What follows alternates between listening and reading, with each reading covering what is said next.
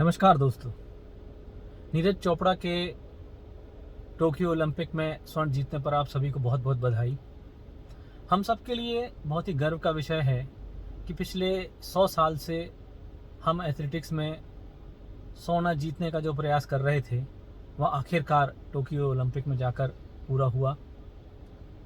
नीरज की विजय बहुत से मायनों में खास है।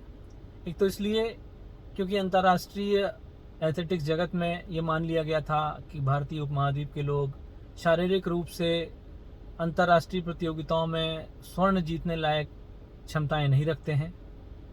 इस भ्रम के दूर होने के बाद हमें एक तरह की हीन भावना से मुक्ति मिली है और मुझे पूरा विश्वास है कि अब दूसरे एथलीट भी अपने अपने क्षेत्रों में श्रेष्ठ प्रदर्शन कर सोना हासिल करेंगे। नीरज की जीत में बहुत सारी ऐसी बातें छुपी हैं जिन पर हमें गौर करना चाहिए और उससे मिलने वाली सीख को हम अपने जीवन में भी उतार सकते हैं। सबसे पहली बात जो नीरज के पुराने इंटरव्यूज़ देख के आप महसूस करेंगे वो है नीरज की निरंतरता और अपने प्रदर्शन को निरंतर सुधार करने के लिए जो एक इम्प्रूवमेंट माइंडसेट होता है उस माइंडसेट को हमेशा बना के रखना। नीरज ने हर स्तर पर अपने कोच से उसमें जो कुछ था वो अच्छे से अच्छा हासिल किया।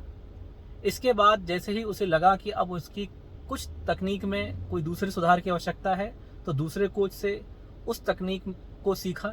उसके बाद उसमें अपनी पूरी निपुणता हासिल की। इसके बाद तीसरे कोच की तरफ गए, उनसे निपुणता हासिल की।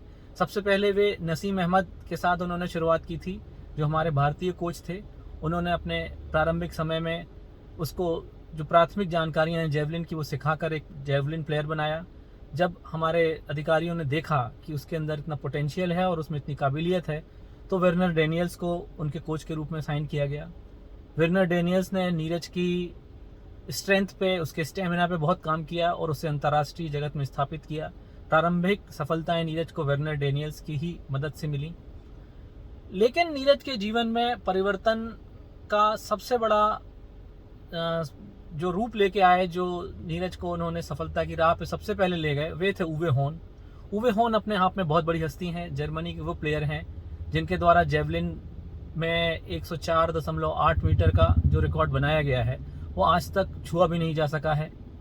ऐसे उवे होन को कोच के रूप में पाके और फिर नीरज ने तमाम वो बारीकियां सीखना शुरू की जो अंतर्राष्ट्रीय जगत में जीतने के लिए ज़रूरी होती हैं। उवे होन ने नीरज के पावर पर बहुत काम किया, तकनीक पर काम किया और उसके बाद आज जो टोक्यो ओलंपिक में गोल्ड नीरज जीत सके हैं उसमें उवे होन का बहुत बड़ा योगदान है। यहाँ देखने वाली बात यह होगी कि क्रमशः नीरज ने अलग अलग कोचेस से वो बारीकियां सीखी जिसमें वे निपुण थे। जब उसे लगा कि अब उसकी दूसरी कमजोरियों के लिए या अन्य निपुणताएं सीखने के लिए किसी दूसरे कोच की आवश्यकता है तो उसने समय रहते नए कोच से नई बारीकियों को सीखा। हम जीवन में ये चीज़ इससे हासिल कर सकते हैं कि हमें अपनी कमजोरियां हमेशा अपना आकलन करते रहना चाहिए, अपनी कमजोरियों का पता होना चाहिए और उसके लिए जो श्रेष्ठतम गुरु होगा उसके पास जाना चाहिए और उससे जो बेहतर से बेहतर हम हासिल कर सकते हैं उसे पूरे दृढ़ता के साथ, पूरी मानसिक दृढ़ता के साथ हासिल करते रहना चाहिए। नीरज से एक इंटरव्यू में पूछा गया कि आपको क्या लगता है कि आपकी जो मानसिक दृढ़ता है वो ज़्यादा महत्वपूर्ण रही या जो अपने तकनीकें सीखी वो ज़्यादा महत्वपूर्ण है। नीरज ने इसका बड़ा अच्छा उत्तर दिया कि अकेली मानसिक दृढ़ता कुछ नहीं कर सकती, अकेली तकनीक कुछ नहीं कर सकती। ये दोनों के कॉम्बिनेशन से ही हमेशा विजय हासिल की जाती है। हमारे लिए भी सीखने की बात ये होती है कि हम जीवन में सॉफ्टवेयर और हार्डवेयर, जैसे एक कंप्यूटर है उसका सॉफ्टवेयर कितना भी अच्छा हो लेकिन उस सॉफ्टवेयर के चलाने के लिए उसमें हार्डवेयर भी उसी क्वालिटी का होना जरूरी है। वैसे ही हमारा शरीर है, हमारा सॉफ्टवेयर है हमारा मन, हमारा सबकॉन्शियस मन जो हमें एक माइंडसेट देता है और वो माइंडसेट हमेशा ये तय करता है कि हम कितनी दूर तक जा सकते हैं।